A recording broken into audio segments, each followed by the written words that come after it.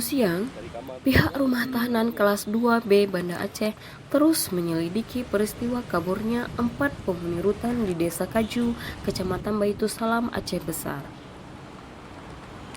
Selain menyisir lokasi sekitar rutan, koordinasi juga dilakukan dengan Kepolisian Kota Banda Aceh guna mencari keberadaan para penghuni rutan yang kabur.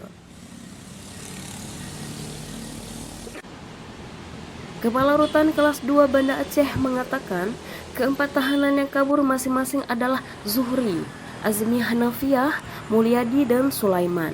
Keempatnya merupakan tahanan titipan kepolisian dan jaksa. Sebelumnya, tahanan titipan terkait kepemilikan narkotika ini sempat berupaya kabur saat menghuni kamar nomor 19 di Blok A. Petugas yang berhasil menggagalkan upaya pelarian tersebut akhirnya menempatkan ke-11 pelaku di ruang isolasi berbeda. Kebetulan dia merusak teralis besinya. Teralis besi yang ada di karantina dia rusak. Baru dia masuk dari sana melalui atap. Baru dia turun dan manjat tembok yang ada di sana.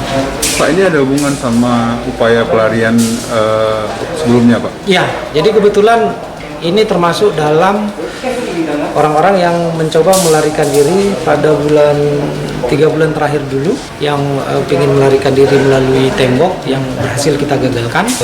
Akhirnya kita karantina.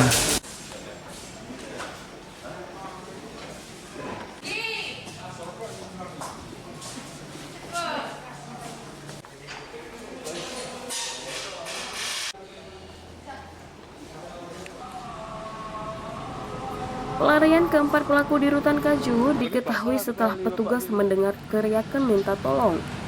Petugas yang melakukan pemeriksaan hanya menemukan 3 dari 7 tahanan yang menempati kamar karantina tersebut.